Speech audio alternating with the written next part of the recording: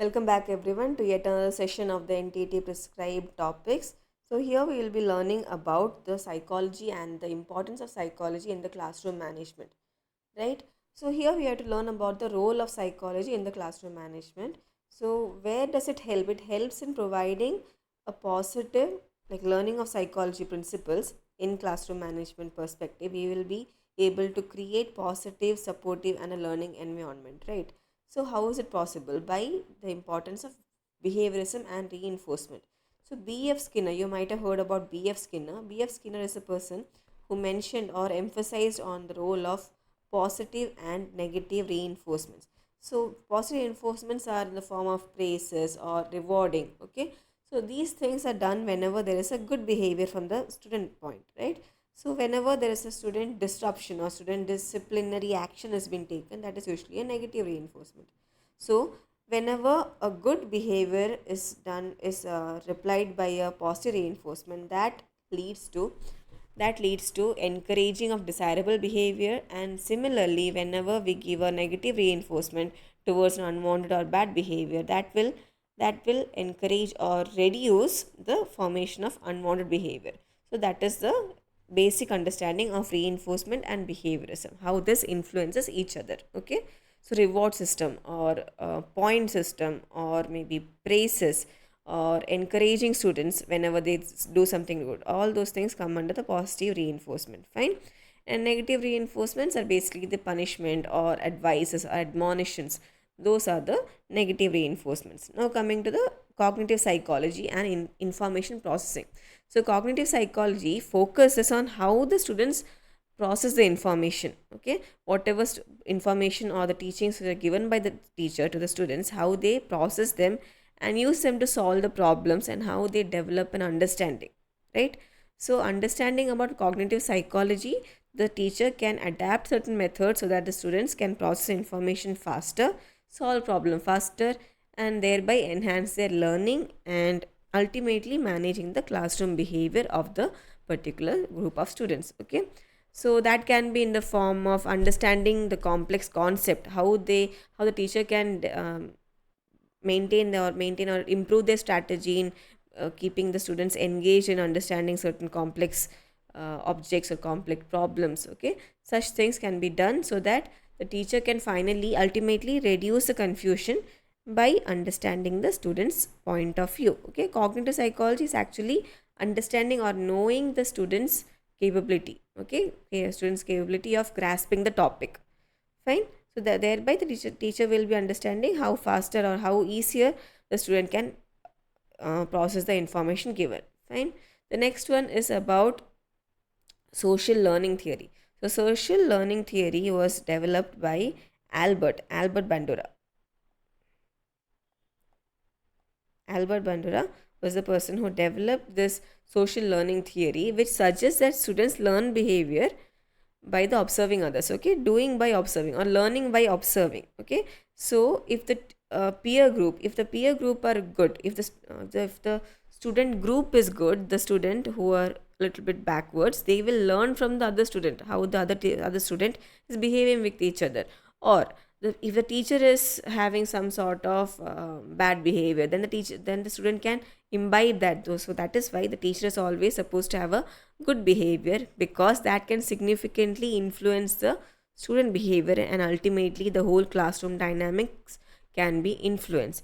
So learning by observing. Okay, learning by observing is basically the understatement of Albert Bandura's social learning theory. Okay, learn by observing, that is what they mention. Okay, learn by observe is the social learning theory. So thereby the teachers behavior can be imbibed or can be transferred directly into the students by the method of the social learning theory.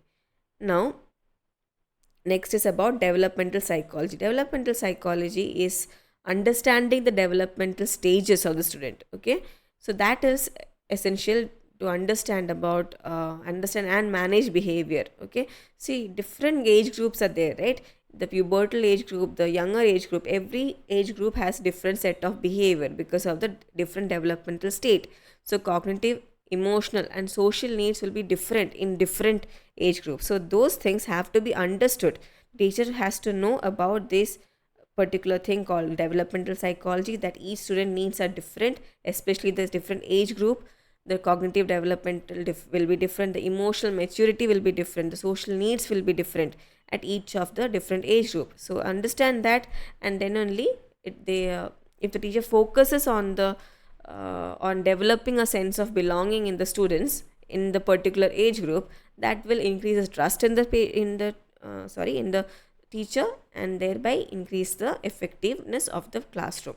Okay, so that is what, for example, in the adolescent age group, in the pubertal age group, the emotional and social needs will be different, right? It will be either in the peak or it will be erratic. The teacher is supposed to be understanding all those things, and they have to create a sense of acceptance. Okay, then only the students will open up about their needs and about their problems, and thereby the disruptive behavior. Usually the adolescent age group are said to be having a erratic behavior and more prone to develop disruptive behavior. So thereby, if the teacher understands about this developmental psychology and is keen in understanding and giving acceptance to the students will open up more and thereby reduce their disruptive behavior. Fine. Next is motivation theory. Motivation theory is said by Marlowe. Okay, sorry, not Marlowe, Maslow. Maslow's motivation theory, or Maslow's hierarchy of needs. Okay, Maslow's hierarchy of needs, and also Deci and Ryan's self-determination theory. Okay, self-determination theory. So this is actually about the classroom management strategies. Okay, so understanding what motivates a student. Okay, it might be in the form of praises, or it might be in the form of a positive environment. Okay, or in the form of giving certain rewards, or in the form of giving more test or more study materials. So it depends from student to student, right? So understanding them and creating such an environment that will encourage this positive behavior is what is mentioned under motivation theories. That is actually mentioned under Maslow's hierarchy of needs and Deci and Ryan's self-determination theory. Okay, Maslow's hierarchy of needs and Deci and Ryan's self-determination. Okay, self-determination theory. So this was about the role of psychology in the classroom management, and now we have to understand how to apply these psychological principles in the classroom management. Fine. So here we will be learning about the way the psychology affects and how this can be applied to the classroom to make it more effective. So first one is to create a positive classroom climate or classroom environment. So wherever the student, I've already mentioned in the earlier videos about the respect between the student and the teacher, right? The students have to feel valued, they also have to feel respected.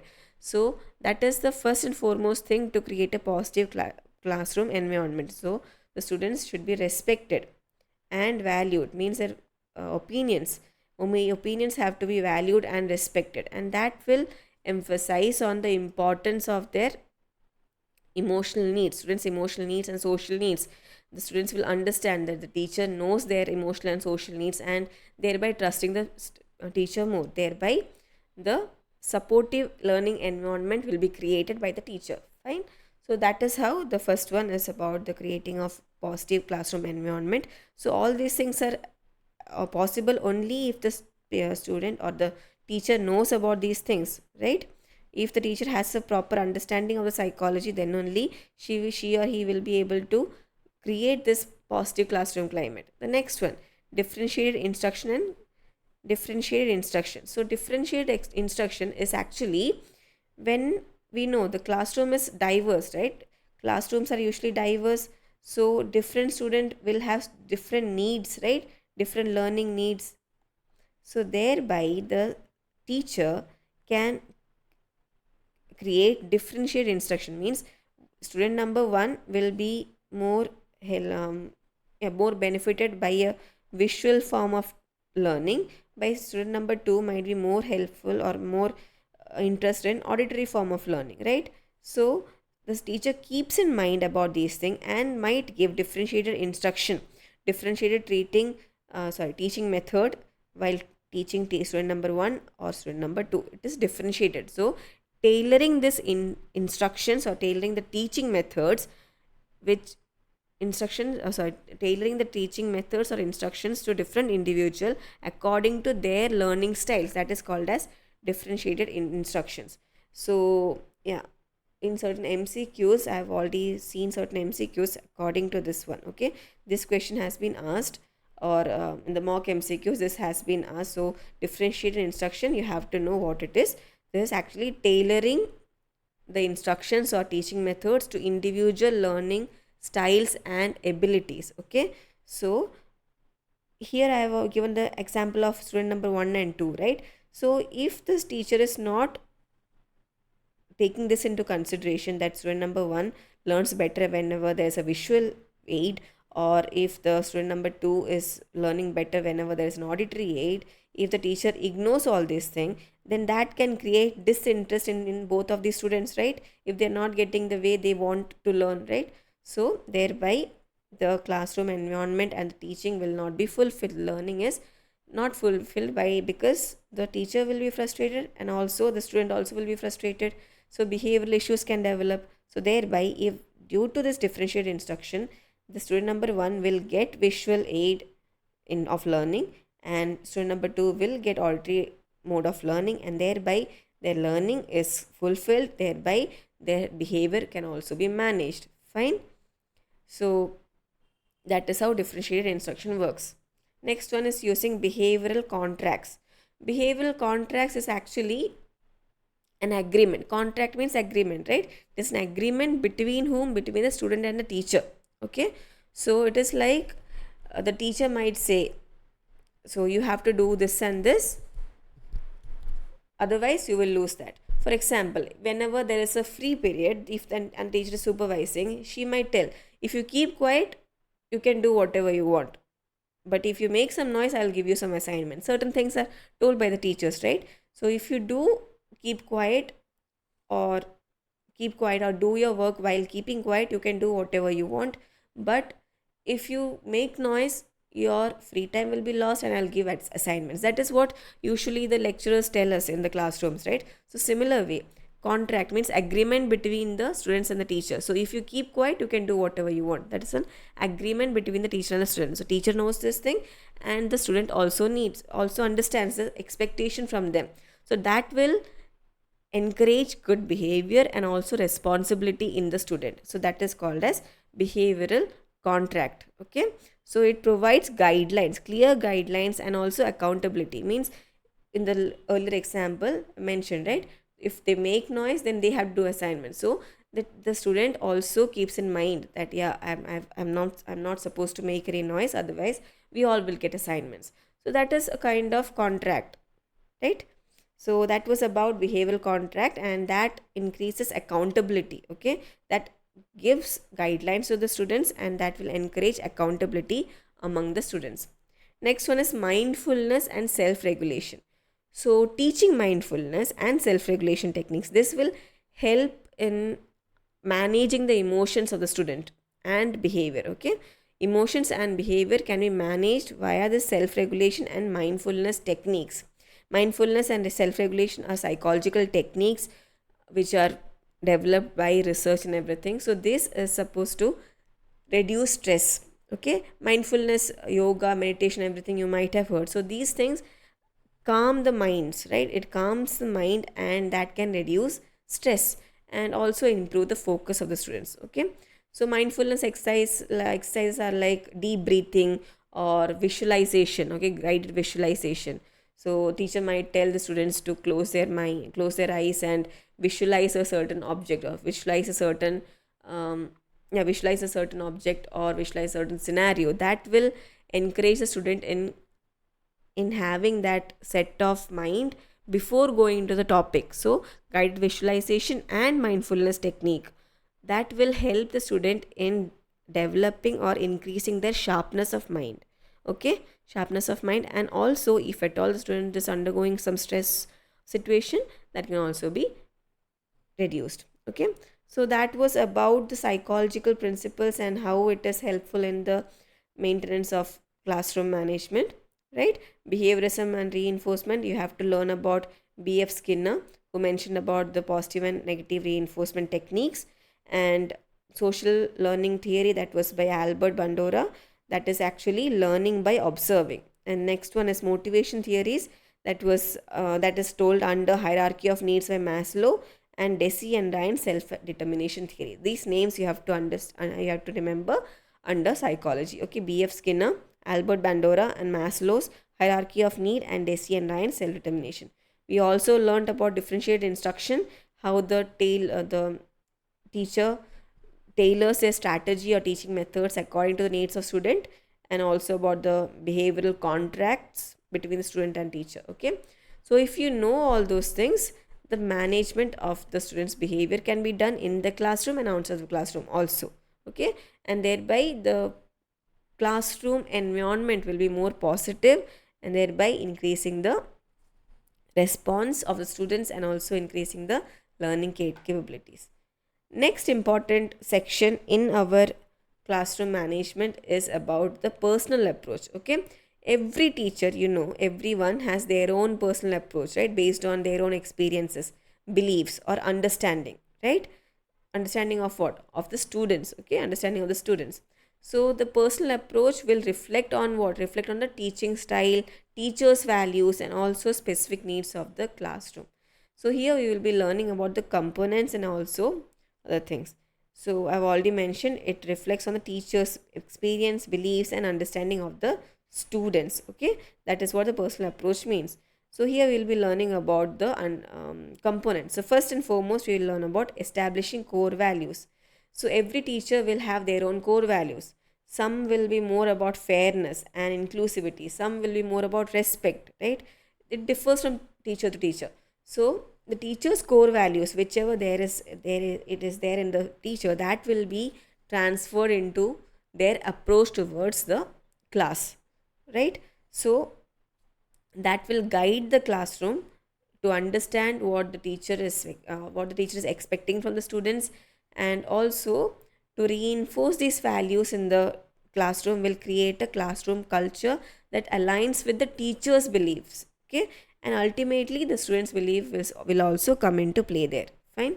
So the teacher prioritizes the student prioritizes their values and how they can implement into the classroom. Okay, so respectful communication. Some teacher might be more into creating a respectful environment in the classroom, right? The core values are different from person to person, and that can be implemented in the student or inside the classroom. Fine. So the teacher's beliefs are given a little bit more importance, and that will be ultimately the teacher's core values are good, the students will also develop certain values. Okay, that is what we understand from this one. Next point is about consistency and fairness. Earlier in the videos I have mentioned about the consistency across the class, across various subjects and everything. The students have to know the rules. Okay, have to know the rules which are there in the teacher, that is applied equally. Okay, so every class that the teacher teaches, she or he has to apply the same set of rules. That will be better for the students to understand and also to follow those rules. Okay, and also not only the rules, also the consequences. If any of the student, irrespective of the stage, if the student makes some mistakes, there has to be consequences. Okay, mistakes or misbehaviors should be met with consequences, and these consequences should be at the level of these misbehaviors and also should be equal, right? Two students making the same mistakes should receive same punishment. Okay, that is a thing. Punishment in the sense consequences. Okay, not the harsh punishments. Fine. So this consistency and fairness in the teacher's point of view, that will create what? That will build the trust and support fair treatment in the class. All students will know how to behave when this teacher is taking a class. Okay, that is how that is made. Next one is building relationship. We know building a strong relationship or developing a relationship between the student and the teacher is very much important in classroom management. So building this rapport and personal connection has to be there in a formal manner, right? When the students feel that the teacher is caring about their needs, the teacher is caring about them as individuals, and teacher is respecting them, then the student will foster a sense of connection and finally have a positive behavior towards the teacher. Thereby the positive classroom environment will be created. Okay, so that is done how? That is done by daily check-ins with the students. We can ask the students, how are you feeling? And a little bit of conversation with the students always helps, fine, in understanding their needs and how the teacher can help in improving their state of mind. Okay, so that is about building relationship. Next one is about adaptability and reflection. Adaptability and reflection basically is a willingness, okay, willingness to reflect upon the teacher's methods. Okay, if the teacher is taking in a certain way and the student is not able to understand, the teacher should be able to reflect upon their own methods. He or she can introspect and understand what are the problems that they are creating, and they can try to rectify it. That is about adaptability and reflection. Adjusting their teaching methods or adjusting reward systems if the reward systems are not effective. See, if a student has done well in exams and the teacher is praising them, but that is not affecting or not affecting any positively in the rest of the class. So teacher can try to improve on that, improve on the reward system, and try to bring something else also into the play, right? So adapting their strategy, teaching strategy based on the needs of the students, right? That is how that works. So that will show what if the teacher is trying to improve on their techniques, that means the teacher is committed to what? Committed to improvement, and also helps in developing student engagement, right? So that was about adaptability and reflection. And last one is incorporating students input. So this one is an important one, because why? The students also feel a sense of ownership and responsibility. There might be instances in our past where we might have felt like teacher is taking all the decisions, none of our feelings matter, or none of our opinions matter in a class. So that is a negative environment, right? So similarly, to work on that, what the teacher can do, they can ask for students input or opinions, or their opinions or values that can be taken into consideration while creating the rules. Okay, when creating the rules and also procedures in the classroom, the teacher can take input from the students. Okay, what will they do? That will be more helpful in maintaining the rules, right? If all the sets of rules are put up by the teacher, and if certain students are in disagreement to it, they'll show defiance, right? So that will not occur if the students are taken into consideration, students input, because they themselves have made certain rules, right? So they are more likely to adhere to these kind of rules.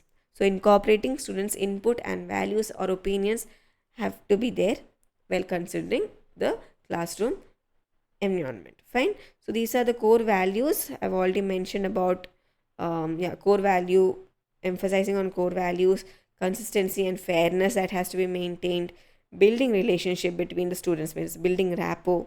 Then next one is building adaptability and reflection on the students, or teachers action, or strategies or teaching methodology. Then finally incorporating students input. These are the major things that you have to learn in the personal approach. Okay, how we can apply it to the classroom. Next is about developing personal approach. How can a new teacher, okay, see, these things are done when a teacher is comparatively with an experience, but a new teacher, how do we develop as a new teacher, how will we develop a personal approach? Okay, so that can be done by certain things that we'll be learning now. Okay, so the more focus will be on the reflecting on values, learning from experience, and continuous growth. Okay, these are the major focus. First one, we will learn about teaching philosophy. Okay, reflecting on teaching philosophy. So teachers should reflect on their own teaching philosophy, how they like to teach, or how they believe that they teach better. Okay, and how that can be applied to the classroom. So these things has to be introspected or reflected upon, and that will finally lead to encouragement of self-directed learning and responsibility. Okay, Self-directed learning in the sense, the side of teacher and also in the student's perspective also. Okay, understanding about one's own belief about how they teach and how they like to learn, and that can constantly evolve. Okay, that can constantly evolve. And if the teacher is consistent in making those reflections and adapt to the classroom environment, that will also help in establishing these values. Okay, all the things which we have learned here, incorporating students input, reflecting, adaptability, all those things will be developed by constant reflection on their own teaching philosophy. Next important point is about learning from experience. Okay, learning from experience means if the teacher is new and she or he has done certain mistakes in the classroom, they should learn from that. They should learn from that and try to tailor their needs of the students. Okay, tailor the strategies according to the needs of the students. So experience will always reveal the strategy, what strategy works best. One classroom the rewards might work better, the other classroom the praises might work better, so it depends. So according to their experience, it has to be continuously improved and refined. Okay, so these approaches has to be refined every time. Next way we can understand is by seeking feedback. Feedback that can be taken from the colleagues, from the mentors, from the students itself. Okay, so these feedback will offer new perspective. Okay, new perspective will be presented with the teacher so that they can improve on their strategies or techniques. Okay, so teach feedback can be given by whom? It can be by mentors, colleagues, or even students. Okay, so that will help in refining the techniques and the teacher can improve in their methodology. Next important one is professional development. Participating in this professional development, opportunities are there, right? Like developmental opportunities are like workshops or literature workshops or classroom management workshop, conferences. Okay, literature in the sense reading certain books about classroom management, or workshops of classrooms, or conferences about teacher conferences. All these things can contribute to the development of their own personal approach. Whatever we read, we try to learn it also, right? So thereby we can incorporate whatever we have learned from this literature or workshops or core conferences, incorporate them into our practices or into our teaching, and that will ultimately help in fostering or preparing a good and better classroom for us. Okay, so that was about the personal approach. That was about the personal approach of the um, yeah, personal approach to the classroom management.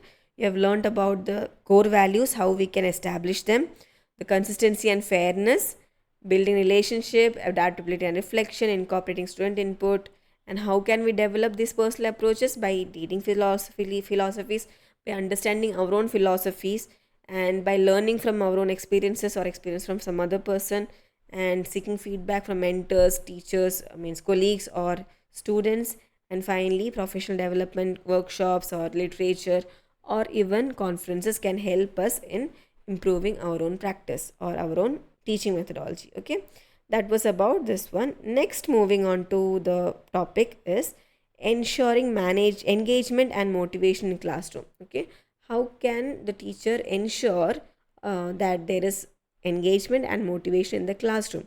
See, the students have to be motivated, have to be engaged in the classroom to continuously develop the learning. Okay, whatever they have learned, to retain that, the students have to be motivated, and also they have to continuously engage. Okay, so how is this done? This is actually done to create what? Stimulating, supportive and responsive classroom environment has to be there, right? So to increase the love of learning, to increase the retention in the students, and also to increase the student participation, we have to know what are the techniques, what are the strategies.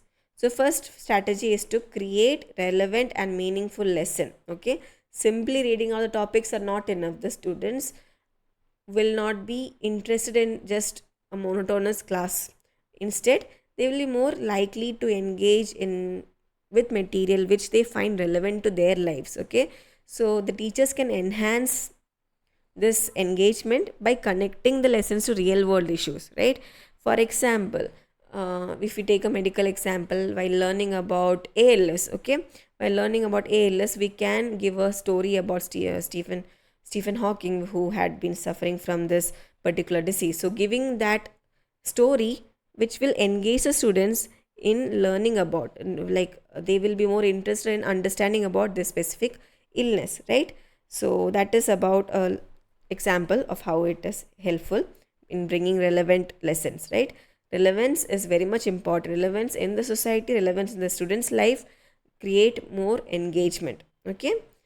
um, so that was about relevant or meaningful lessons. Another example is projects which addresses local issues. The students are more likely to be interested in certain projects which addresses local issues simple than a simple academic project, right? So that increases the relevance, engagement, and participation in the classroom.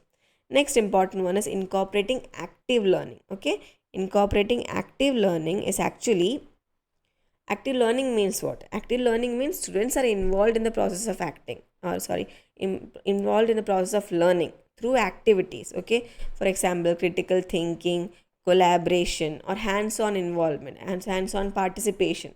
Okay, so instead of passive learning where the teacher is reading out certain paragraphs or textbooks and the student is just listening, instead of that, the students should be able to think critically. Like there's a Socratic method, right? Socratic method is what? Asking a series of questions to the students keep on thinking on that, right?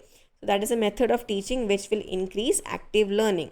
And similarly, collaboration, group projects, or hands-on involvement or hands-on participation, okay, that will be more effective in increasing the retention in the students, right? So debates can be conducted, or projects or concepts, or in simulations can be done to increase the interaction. Okay, so whenever there is an active learning, the learning becomes what? Dynamic. Okay, dynamic and also interactive. This kind of learning is better than the passive learning. Passive learning means listening to the lecture. Okay, this is more better. Next important one is using technology. Using technology to enhance the engagement. So what are they? They can be educational software, there can be digital tools, or it can be any form of technology which can improve or create interactive or personalized learning experiences. Okay, it can create interactive experiences, or it can create personalized experiences, and via this, the use of technology, the students and teacher will get immediate feedback, right? So educational softwares can be there, and also it can be just a regular Google form, right? Regular Google form with a quiz, okay, with a quiz format that is helpful in getting feedback, that will be helpful in being interactive also. Using Zoom technology, again, online classes in the form of Zoom or any other Google Meet or certain other technologies, that will be helpful in creating more interactive environment, right? So this will help in making the concepts more engaging. Okay, that will increase the engagement. Technology always increases the engagement. Next one is about promoting growth mindset. The mindset of the growth is encouraged in the students. Okay, it is through effort and practice. Okay, so it can increase students engagement and also to take on challenges. Okay, always the students should be encouraged to grow, okay, to develop their abilities, okay, through perseverance. They have to try again and again. The mindset of hard work, okay, hard work and smart work has to be implemented in the students earlier itself. Okay, so that will encourage the students in taking on challenges and thereby leading in the life and also in the class. Okay, classroom anyways it will be happening, and it will also help in the students life. Next important point is differentiating instructions. Okay, differentiated instruction I've already mentioned in the earlier sections. It is about tailoring the lessons according to the diverse student needs and preferences, right? Some students might be more interested in essays, some might be more interested in projects, that kinesthetic, and the other people will be more interested in presentations. So it is different from person to person, right? So these assessments can be different. Assessment is actually test or quizzes, right? So that can be in the form of essays. The students can be told to write a certain essay on certain topic. That is what? That is a reading or writing technique, right? Presentations is again a visual or auditory section. Project is a kinesthetic learning technique, right? So these are different learning techniques and are offered to different group of students with different needs. Okay, that is called as differentiating instruction or differentiated instruction. That will allow the student to engage in the learning through their own strength. Okay, their strength without any problem. Okay, without any conflicts arising. So there are strategies for enhancing motivation. Okay, so how do we enhance the motivation of the students? By setting clear goals. Okay, by setting clear goals and expectations from the students in the beginning itself. So at the start of the section, the students are told to create a certain goal and try to achieve it. Okay, achieve or work towards that goal. So that will, if a person has a certain goal, it makes the learning process easier and meaningful, right? So that is the importance of setting goals and expectations. Otherwise they can be told to they can be provided with autonomy and choice.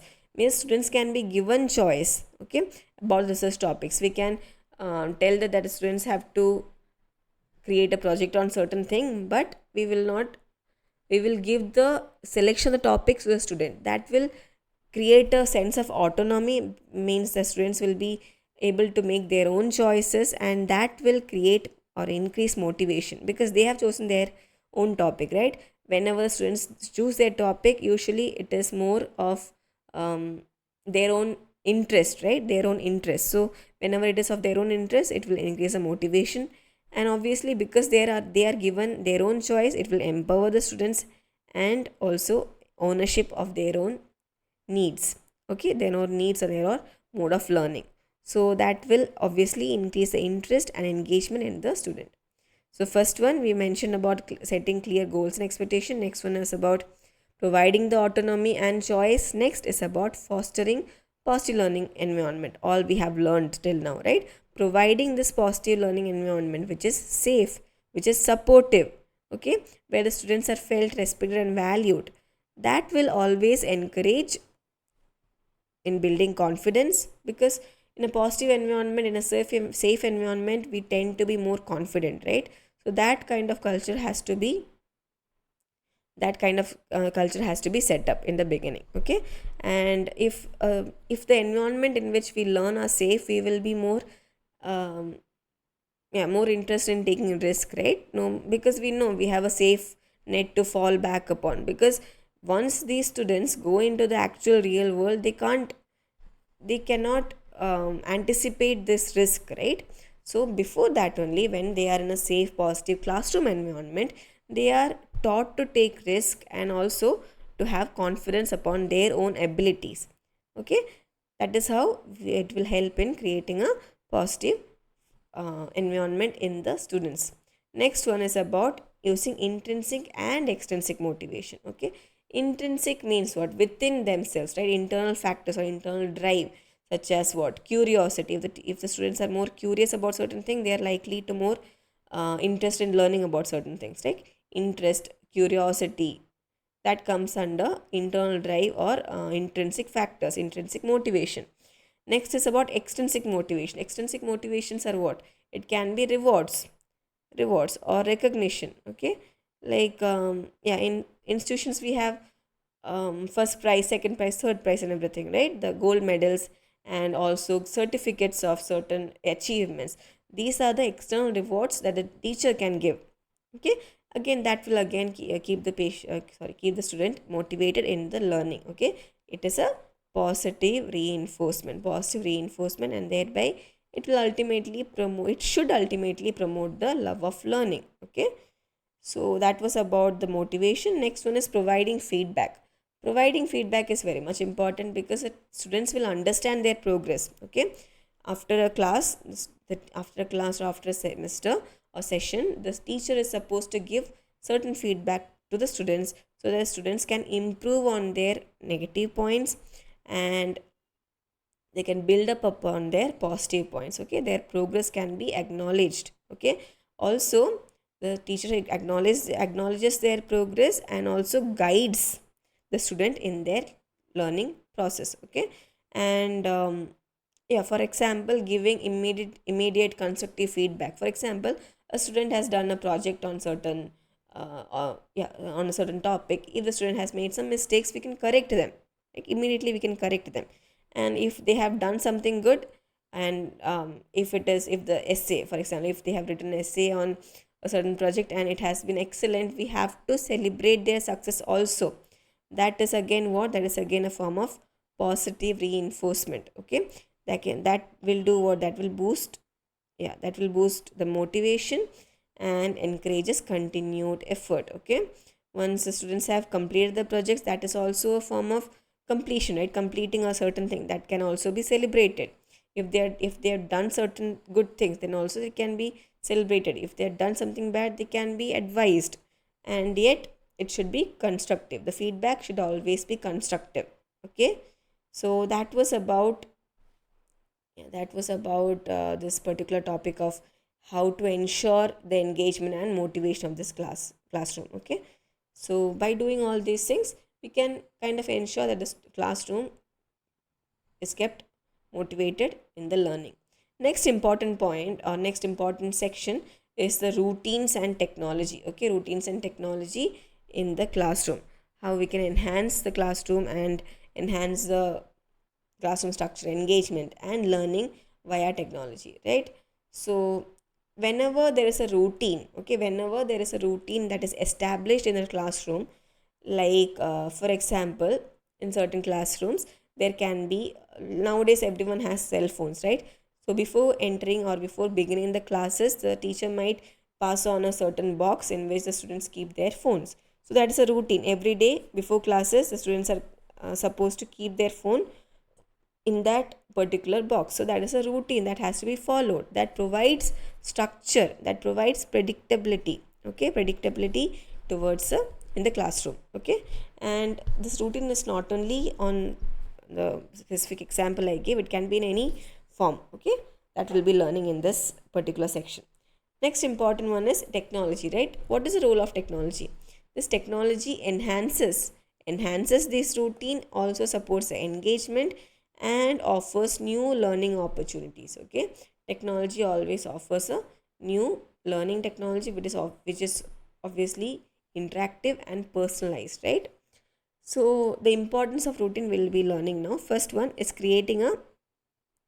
yeah, creating a predictable environment. Routines always create a or establish a sense of order. Okay, yeah, this is the certain routine that is followed in certain classroom, and thereby it will get imbibed in the student, and the students will always follow that. The order has to be maintained in the classroom. The decorum of the classroom is always kept via these routines. Okay, which is very much essential in the classroom management. The students will know what to expect. Okay, expect from a certain teacher or certain classroom. Okay, so that was about creating a predictable environment.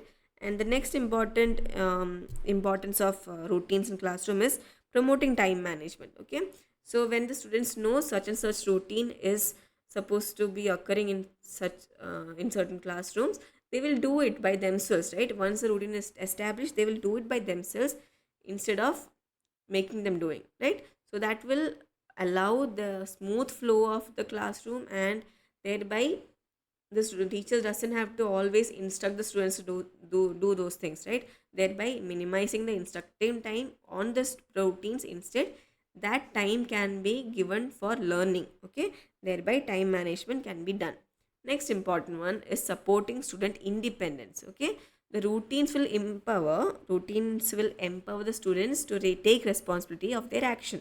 See, when the routines are well established, these students will not need a certain instructions to do certain thing, right? Instead, they can do it by themselves. For example, there might be a routine of submitting homework or assignments in a designated place, right?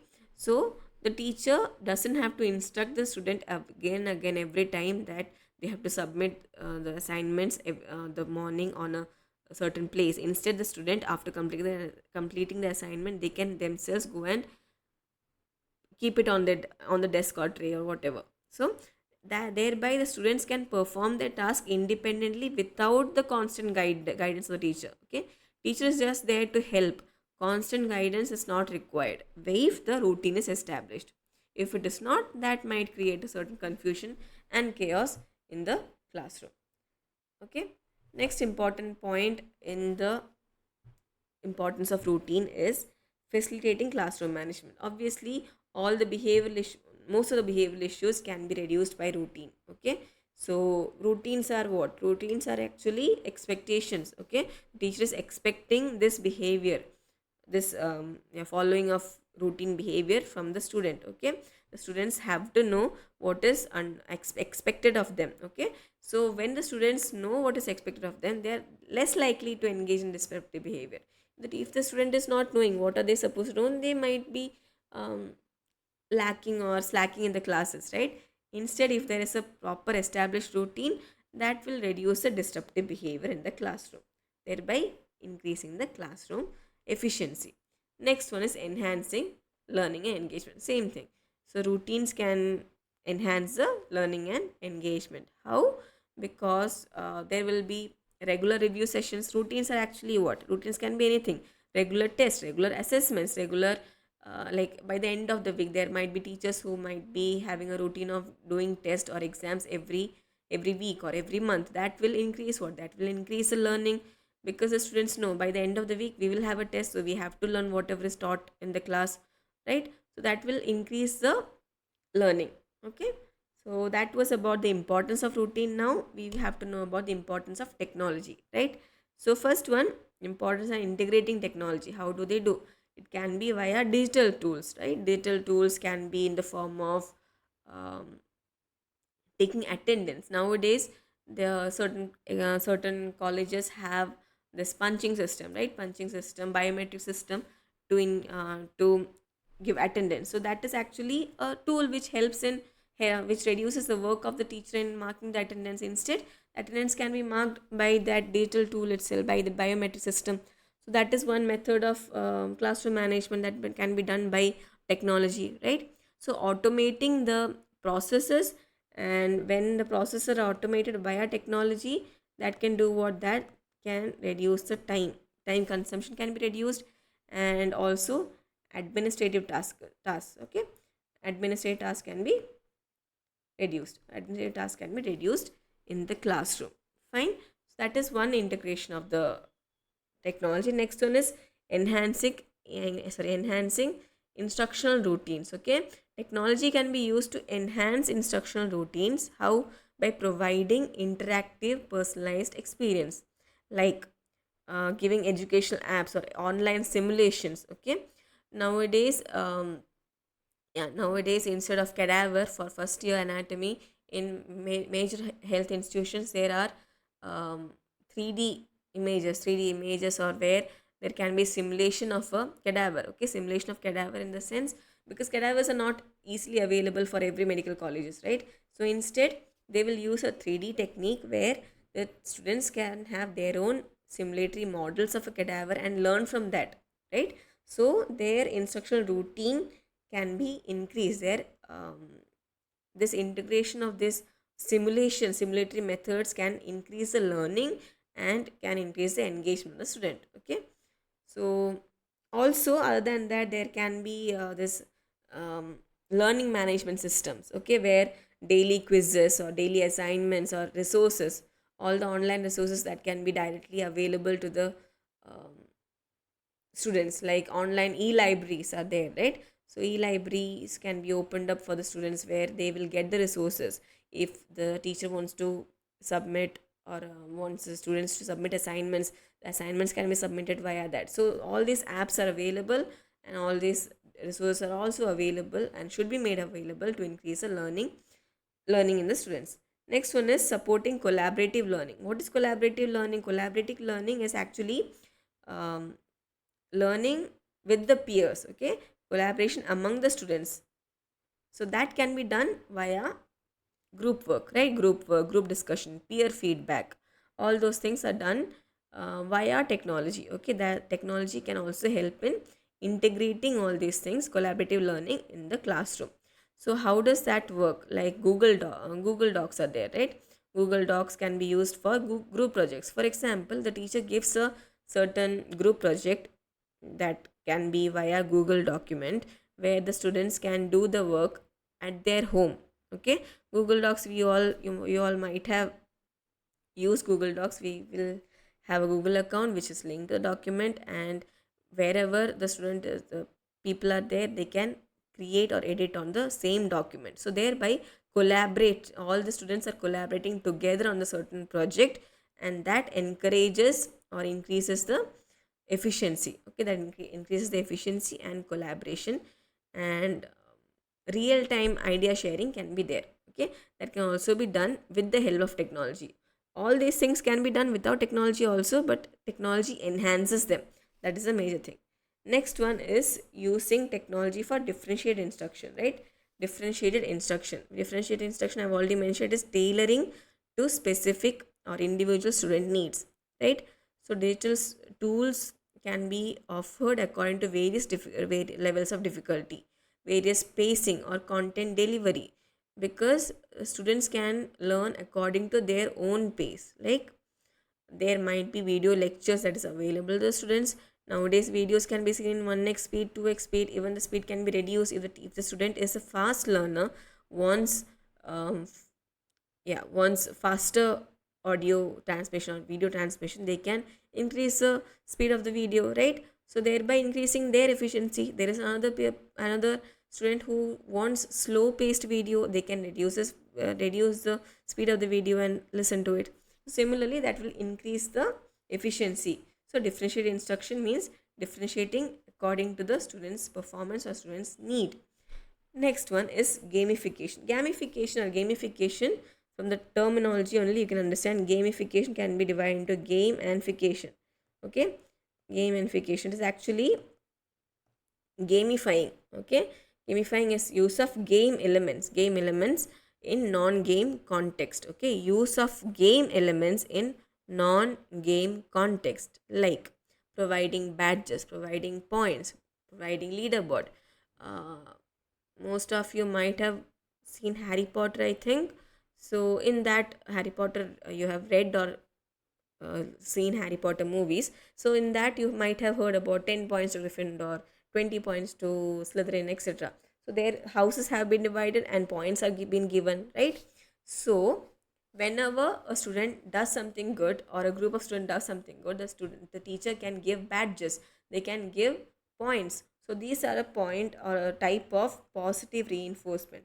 Gamification is a kind of positive reinforcement to the students that can be integrated by using learning platforms. Okay, giving points to the students or completing assignments or participating in the discussions or showing some positive behavior, all this will encourage the students, right? That can be done by using technology. That's it. Okay, I hope you have understood what is gamification. It is actually use of game elements in non-game context, that can be in the form of points, badges, leaderboards, etc. Okay, so that was about technology in this one. So yeah, same thing about gamification is use of points, badges, leaderboards for motivation. Okay, that will do what? That will encourage positive competition and also increase the engagement. Next one is about challenges and consideration. What are the challenges? First one is balancing the routine and flexibility. So here the teacher have to be flexible enough. Okay, the routines have to be flexible according to their according to need of the teacher and also the student. Okay, whenever necessary, these routines can be changed a little bit to accommodate any events. For example, every day morning it is supposed to be assignment submission, but for example, that day morning, the specific day morning, there was a function or a event in the classroom. So the teacher should not be that much rigid and and tell the student that they have to submit, but instead the teacher can be a little bit flexible and try to cater to the needs of the student. Okay, so it should be flexible enough. It should not be that rigid, it should not be overly flexible, but it should be flexible whenever it is required. Okay, there should be a balance between these two that will maintain the structure without being too rigid or without being too flexible. Fine, it should be flexible enough and it should be also rigid enough. Okay, not too rigid, not too neither too flexible. Fine. Next one is the ensuring technology access. See, all these apps which I have mentioned, which all the techniques which I have mentioned or technology which I have mentioned, which is it is not accessible to everyone. Okay, not all students may have a access to laptop, or nowadays they might be, but yeah, still everyone might not have an access to the certain technology. Okay, that can create disparities. That is a major challenge in the technology field whenever that is applied. So technology cannot be that easily integrated. Fine, so that has to be seen to it, and that the technology gaps have to be reduced. All the students might not be that familiar um, in using this technology, right? So that also has to be understood and maintained. Next one is about managing the screen time. See, the digital activities and non-digital activities, there are two kinds, right? Whenever technology comes into play, screen time is also coming, right? So screen time have to be maintained. It should be managed, or should not be too much, because that will again cause health issues to the teachers and also this obviously the students. That has to be maintained. Even though it enhances the learning, the screen time should be managed to prevent what fatigue. Okay, increased screen time will cause fatigue, right? So that has to be reduced by managing it. Fine, teachers should have a balance between the technology and also other forms of learning. Okay, not everything should be done via technology, not everything should be done via digital platforms. Okay, the other regular forms of teaching also have to be included. So that one was about the routines and technology of in the classroom. Next important one is about forming positive learning environment. There is another topic. Sorry, yeah, this was the another topic in the classroom management about forming positive learning environment. How can we form that, and what is a positive learning environment? That was what we learn. So positive learning environment is actually a space where the student will feel safe, respected, and motivated. Okay, so how is that? How is that possible? So importance of safety. Okay, says whenever we speak about a positive learning environment, we always mean that the learning environment should be safe and secure. Okay, so physical the safety and security means physical security and also emotional safety. Okay, both physical and emotional safety have to be felt by the student. Okay, that can be done by establishing clear rules to prevent bullying and harassment. Usually bullying and harassment can occur in various classes, right? So that has to be prevented. How can that be prevented? By putting up clear rules, right? The teacher is an authority who can prevent these things from happening.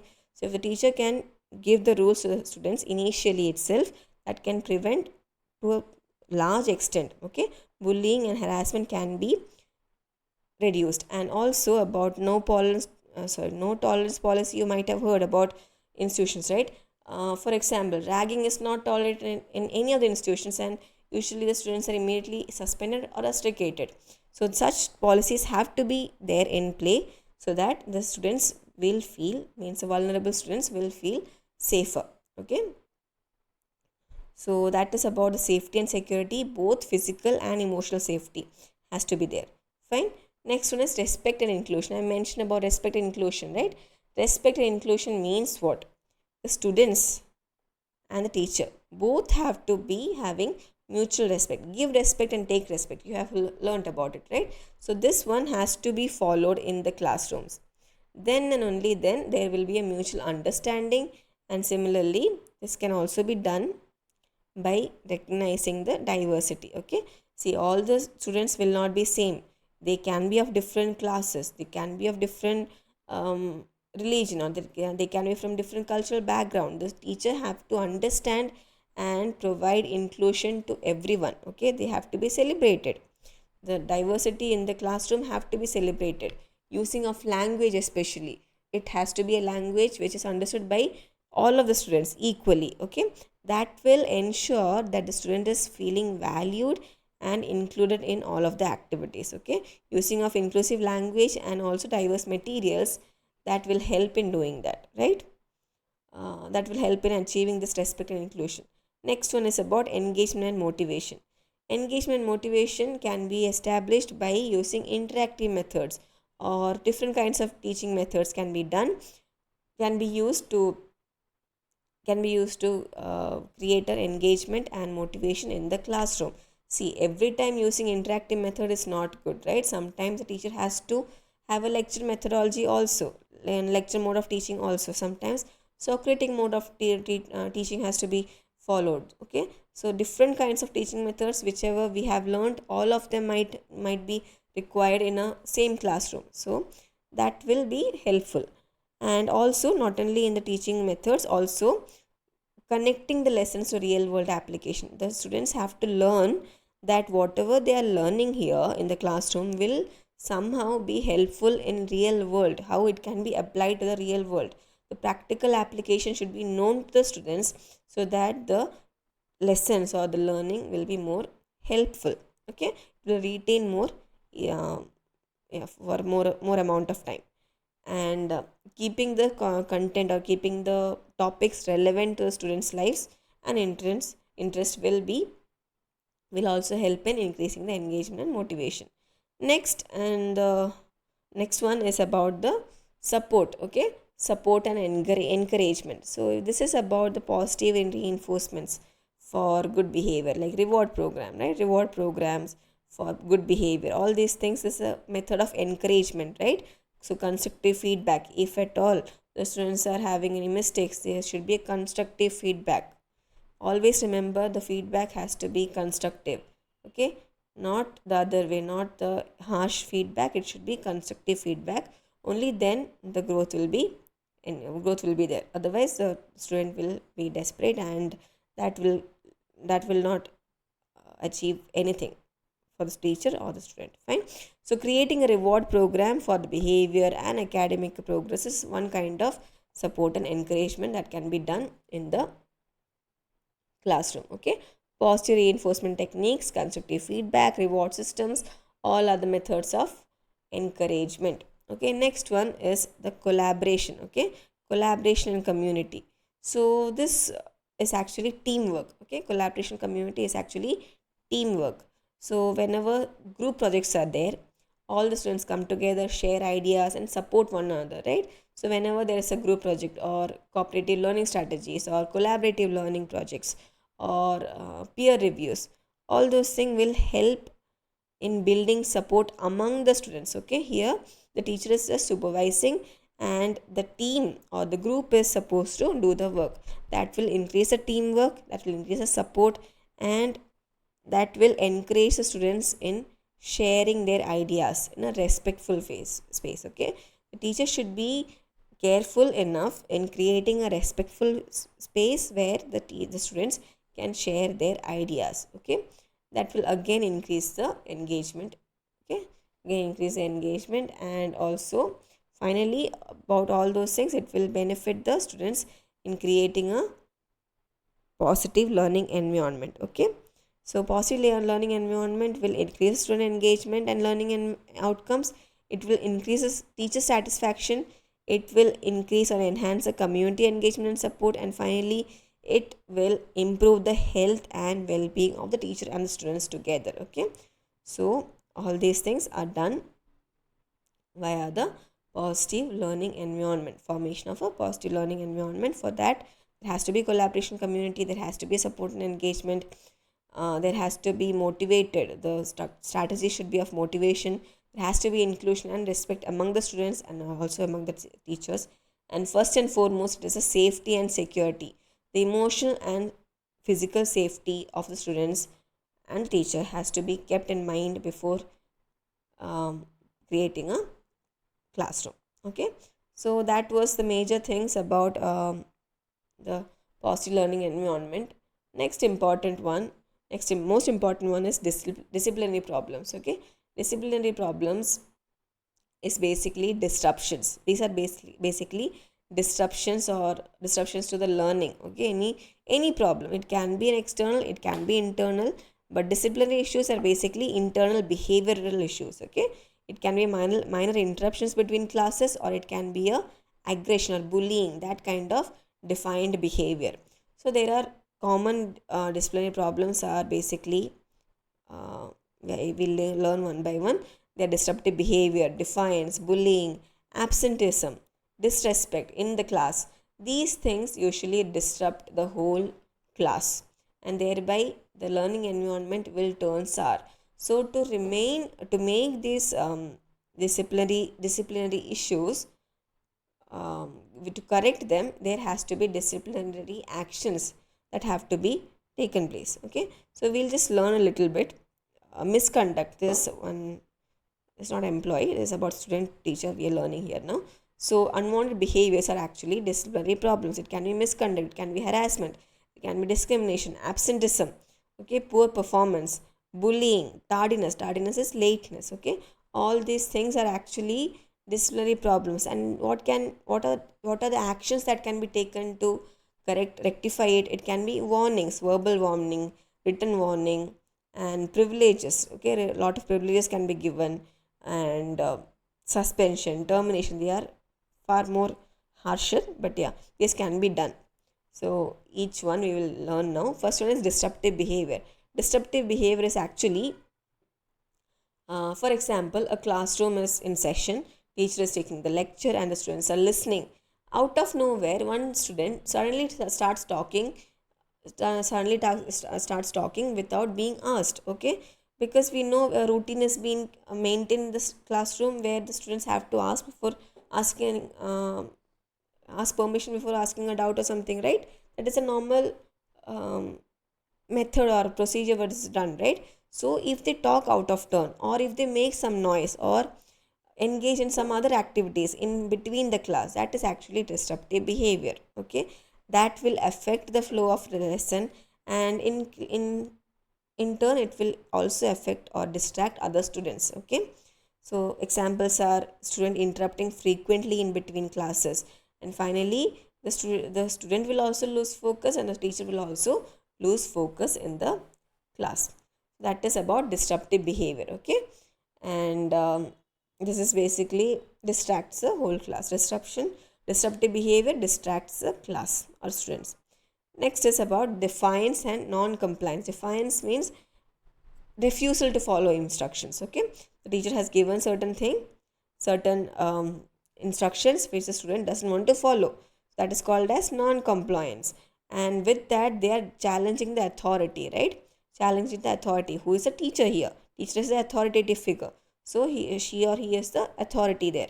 So they are not ready to follow them, or yeah, or they are ready to challenge that authority. They are like, no, we are not doing such things. So that is defiance and non-compliance. It will create a confrontational atmosphere, right? So confrontation is always a negative thing in any aspect, right? Even if it is a workplace or in a classroom setup, it is not good. So that is what openly questioning the teacher's directives. The teacher is telling to do certain homework, that the student will be like, no, we won't do. What is the need of doing? That is challenging the teacher's opinion or teacher's instructions, right? That is actually defiance and non-compliance. It is very much affecting the teacher's mood, teacher's health, and thereby the classroom will turn sour. Next one is about bullying and aggression. Okay, bullying and aggression. It can be physical, it can be verbal, and that includes bullying also. Bullying is actually a toxic thing. Okay, this bullying and aggression in the classroom leads to a toxic learning environment that will impact the students' well-being, and that is actually a very much distressing matter. And usually bullying is not tolerated in any of the educational institutions. Okay, most of the educational institutions, they do not tolerate bullying. Okay, even though it is done secretly, it is not tolerated anywhere. So bullying, aggression, it can be physical or it can be verbal. It leads to a toxic learning environment and leads to emotional distress, okay, that can be affecting the students learning capabilities. Fine. Next one is chronic absenteeism, okay, being absent in the class for a long period of time, okay. So that will disrupt the class routine, okay. And other than that, tardiness is being late to the class. Being late to the class can also lead to external, it can be due to disengagement, or it can be due to external problems, but it can, in the end, it will lead to classroom routine disruption, okay. That is why chronic absenteeism and tardiness is affecting the classroom discipline. Fine. So missing multiple days or habitually late, every time this particular student is late to the class, certain kind of things will affect the continuity of the class. Next important one is disrespectful behavior, okay. Disrespectful behavior means not respecting the student or not respecting the teacher or peers.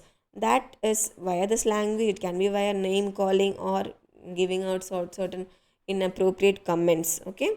This will this will lead to conflict, okay. Continuously name calling a certain person, that will obviously lead to conflicts in the classroom, right. So that have to be maintained, and that is usually managed by the teacher by using psychology, right. Psychological understanding of the student's behavior, and this teacher understands this student is likely to cause certain conflict because they are more of disrespectful towards the teacher and towards the students, and that can be managed by giving advices or giving admonition or giving certain disciplinary action, okay. So that was about the disciplinary problems. Main ones are the disrespectful behavior, absenteeism and tardiness, bullying and aggression, non-compliance and defiance, and disruptive behavior, okay. So that was about the disruptive behaviors and the distractions in the classrooms. And now we will be learning about the next important topic, that is management strategies for diverse classrooms. We have learned about the classrooms being diverse. All the students are different. There might be from different classes or different capabilities, different physical abilities, or different religions or cultural backgrounds. We have to know how to manage them, okay. So we have mentioned about cultural diversity, linguistic diversity, academic and socio-economic differences, okay. That is actually there in every classroom, right. So the teacher has to understand them, and they have to make certain strategies to manage these kind of diversities. So what are these strategies? First one is culturally responsive teaching. Culturally responsive teaching means what? The teacher understands the values of the students, understands their different cultural backgrounds, and incorporates them into teaching process, okay. In the teaching process itself, they integrate these multicultural perspectives, okay. While giving examples in the classroom, the teacher can use examples from different cultural perspectives, okay, so that these students can understand, okay. Different historical perspectives can be used, different cultural examples can be given, difference or diverse literature can be used, which all of the students know, okay. So that is one kind of strategy to manage this diverseness. Next one is differentiated instruction. Same thing, tailoring to different needs of the students, like multiple formats of assignments can be created. Then multiple or various teaching methods or various teaching assignments or teaching materials can be given, that should be individualized, okay. Differentiated instruction is basically individualization, okay. Individualization of all the things. It can be teaching methods, it can be assignments, it can be assessments, it can be reports, presentations, everything, right. So that is another form of managing the diversities. Next one is language support, okay. Language support of for ELLs. ELL means English language learners, okay. So all of the students are actually not yeah, all of the students are not basically fluent in English, right? If we take an international setting, all of the students from different countries might not be that fluent in English. So to provide easier understanding, okay, provide easier understanding of the topic which is being given, then we can provide visual aids, we can give simplified languages, okay, or we can give more time for the or completing the task in the classroom, okay. This can be done. And also if if a certain student is not able to understand the language, okay, student number 1 is not fluent in English, but they know, for say they might know Hindi, okay, they might be more, more fluent in Hindi. Similarly, student number 2, they are proficient in English and Hindi. So this student number 2 can help the student number 1 in understanding the topic. So bilingual peers, the students who know more than one language, okay, and have common language in between them, they can help or support the students in understanding the topic, okay. So that is how this language barrier can be crossed. Fine. Next one is equity in participation, okay. Equity and participation, all the students should get equal opportunities, right? All the students have to get equal opportunities. That is a basic thing of teaching itself, right? All the students have to be considered equal. To consider them equal, everyone has to be given equal opportunities to share, to think, and to pair, okay. So all these things have to be maintained in the classroom. Means students can discuss their ideas with their partners and can discuss with the larger group, and even in share their ideas with the teacher itself, okay. These are certain kinds of strategies um, which can be conducted in the classroom to promote inclusive discussions, to increase the discussions and engagement in the classroom. This can be done, okay. Basically all the students should be considered equal and should be given equal opportunity to participate in the discussions going on to the classroom, okay. Next one, building relationship, okay. So here also we have to know one-on-one meetings can be done, then surveys can be done. All those things will increase, or will increase a rapport between the students and the teachers, okay. So relationship have to be built, especially in the culturally diverse setup. That becomes more important. Then only the students of different cultural background will be comfortable enough to share their ideas with the group. Otherwise, a minority group will not be that much open in sharing their ideas if they do not consider or they do not trust the peer group or even the teacher, okay. That is the importance of building relationship with the students. Next important one is again an example for differentiated instruction, which I mentioned is an example of one teacher, that is Mr. Geeta, who is teaching a 4th grade classroom with varying learning abilities. So in this condition, varied learning abilities, right? So the teacher is trying to tailor learning stations. First one, there will be 4 stations of learning or 4 groups of learning. One will be visual learners, one will be auditory learners, one will be reading learners, and one will be kinesthetic learners. This actually different tasks can be allocated to each of the group, and that will encourage the learning or increase the learning in each of these groups, okay. That is how this one is done in the classroom setup, by group discussions and project or assignment assignment implementation, okay.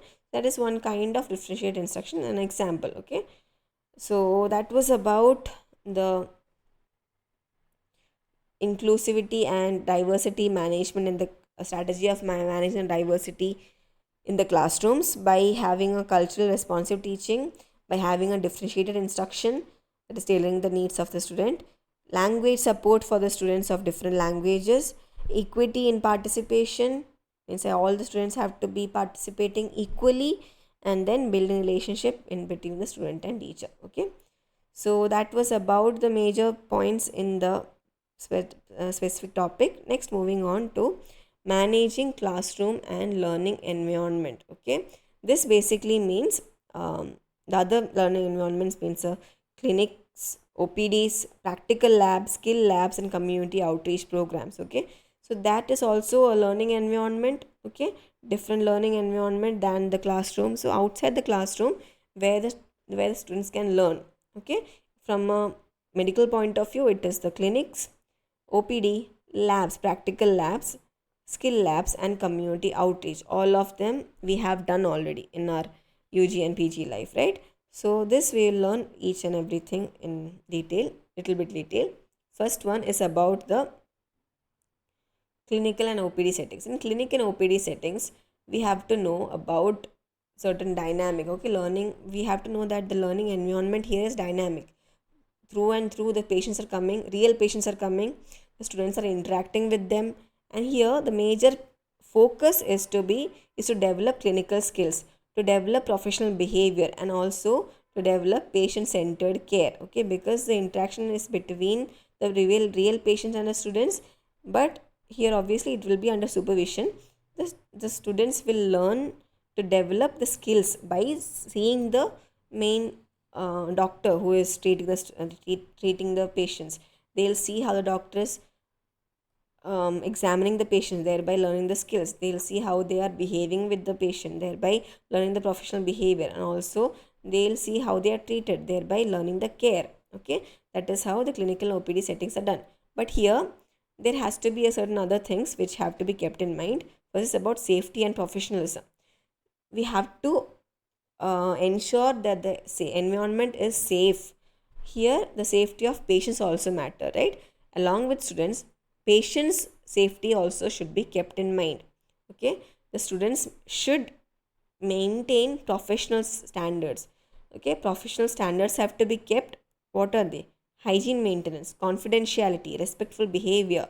Okay, in a OPD setting, if the students come to observe the patients, they cannot sit and chit chat in front of this in front of the patient, right? So that will affect the patient's behavior, and the patient will not feel comfortable enough. They will not feel that the environment in the OPD is safe for them to share their issues or problems or diseases, right? So that is what we have to maintain. So to maintain this professionalism and safety, we have to train the students in hand hygiene, and also we have to keep them understanding, we have to keep them trained about the confidentiality, maintenance, and the standard of the confidentiality, and the importance of maintaining confidentiality. Okay, that has been taught to us, and the same thing we have to teach the students. That's it. Next is about supervision and feedback. Because this clinical and OPD settings is a supervised area, right? And here the supervision is done closely by whom? By the clinicians, by experienced clinicians. So immediate feedback can be provided to the students, right? And with this feedback, always remember the feedback has to be constructive. What do? They will refine the clinical skills, and once they improve on their clinical skills, obviously that will improve the confidence of the students. Okay, next important one is simulation based learning. Simulation based learning is otherwise called as SBL. Okay, simulation based learning. So this one is on the mannequins, okay, or virtual simulations. Most of us might have done CPR or BLS training, right? CPR or BLS training. This is done on whom? This is done on mannequins, right? We learn on the mannequins, simulation on the mannequins. So where is it done? It is done in skill labs, usually done in skill labs. So here it is an effective strategy in understanding the procedures or practicing the procedures. Okay, so this is a control, because the simulation it is on the simulatory setting, and it is on a mannequin on and not on a real person. It is a controlled environment, right? Controlled environment. Before the students can actually work on the patients, and it's real life patients, they have to be thorough on the mannequins. Unless and until a student is completely thorough on the mannequins, they should not be allowed to work on the patients. That is the major thing. That is the actual ethical strategy that has to be understood. Okay, for example, practicing IV insertions without being actually thorough on the mannequins, the IV insertions are not allowed for the students on the actual patients. Okay, So this skill labs and SBL or simulation based learning will increase the will increase the um, increase the skill, and also increase the procedural knowledge. Okay, procedural knowledge of the students. Next important one is ethical consideration. Okay, ethical consideration which have to be understood, um, because we know directly we are dealing with the patients here, right? Clinical training means we are directly dealing with the patients. So the students have to be made understood about the consent. Like for example, that every time a male doctor examines a female patient, there has to be a female attendant, right? There has to be an attendant present. That is a consent, and that is an ethic, a code of medical ethics. We have learnt about it, right? So consent, autonomy of the patient, and confidentiality, maintaining confidentiality of the patient. So this have to be educated. The students have to be educated on these ethics before they are introduced into the clinics. Fine.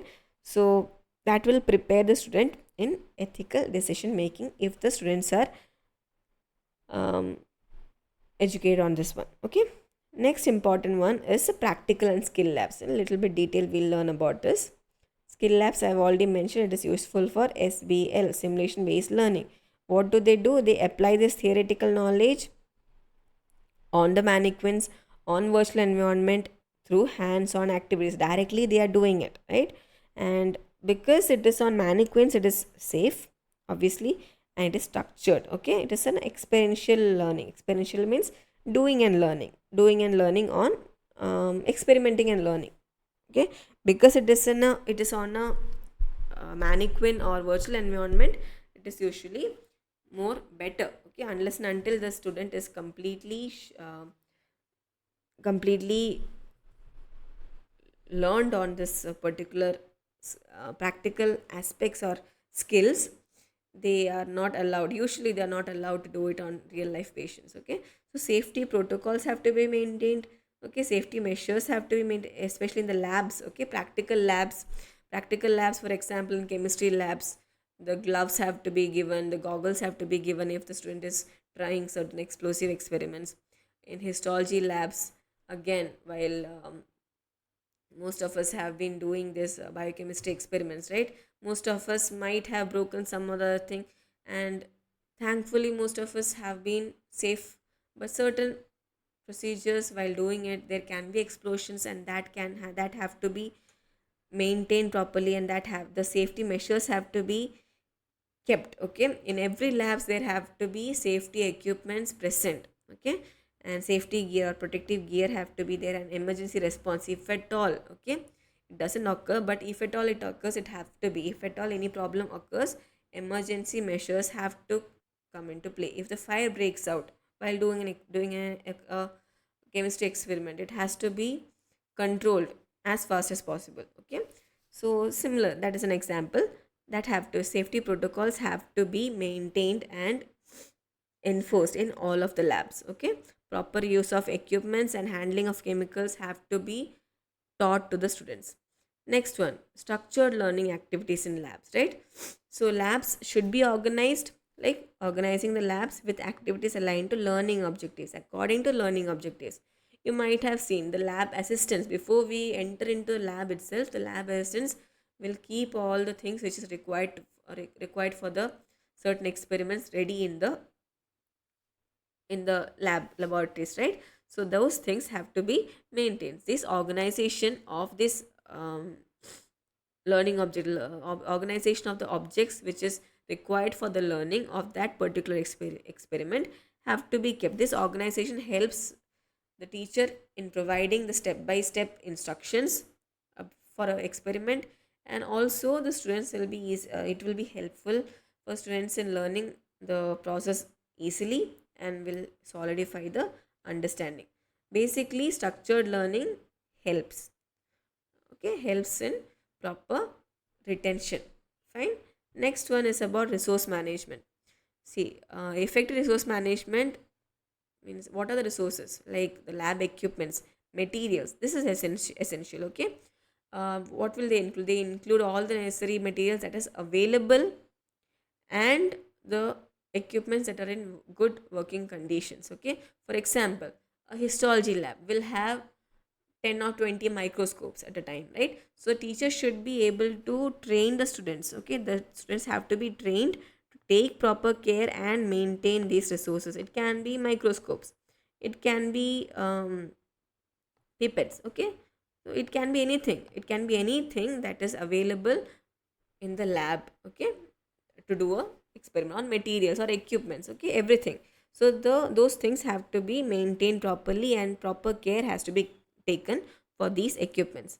So that is another thing. Next important one is about community outreach programs. Okay, community outreach programs are what? Actually, the students will go into real world settings, like going into underserved communities, or going into minority communities, or going into diverse communities, and trying to teach them or trying to learn about their um, lifestyle, or learn about their approaches. Okay, they learn about their environments. Okay, so here, while doing that, we have to prepare the students, right? We have to prepare the students to work in such diverse conditions. Okay, so to do that, the students have to be taught about cultural sensitivity, right? Because the communities they go are usually underserved, right? Underserved, so not underserved, underserved communities or diverse communities. Mainly it will be different from their own expectations or their own cultural beliefs or religious beliefs. So they have to be sensitive enough, they have to be responsive enough, and they have to respect the community. Okay, there can be language barriers. Okay, they have to be made aware of these language barriers. They have to be made aware of the cultural differences in the community, and that has to be managed properly. Okay, they have to be prepared to interact between all these situations. Okay, such training sessions has to be given to the students. Okay, so that was about the cultural sensitivity and communication. Next one is about logistics. Okay, logistics and coordination. Logistics and coordination is actually about the managing the community outreach program with the various stakeholders. See, going into the community, we can't directly go and talk to the members of community immediately. Before going into the community, we have to get permissions. Okay, whenever we are going into an underserved community or minority community, there has to be certain permissions which have to be taken from the community leaders or local organizations. Okay, or the stakeholders of the certain community. They have to be coordinated. Okay, they have to be coordinated, and they have to be told that certain outreach programs are going to occur and we need their permission, and that has to be managed properly. Then and only then the operations that we are trying to do, the learning which we are trying to impart, or or the practices that we are trying to learn, all those things will go smoothly only if we have the permissions or complete support of the community members and also stakeholders or the leaders or organizations. Okay, only then we'll get the complete support.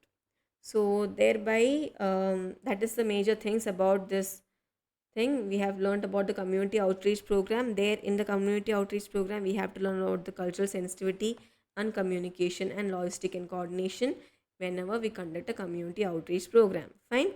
And about the labs, we have to know about we have to train the students about the resource management. We have to train them about the structural learned activities, like giving step by step instructions to do an experiment. That is actually structural learning activity. Then about the safety protocols that have to be maintained, protective gear, and also emergency response system have to be kept in place and has to be checked every now and then, so that in case of any emergencies it can be effective.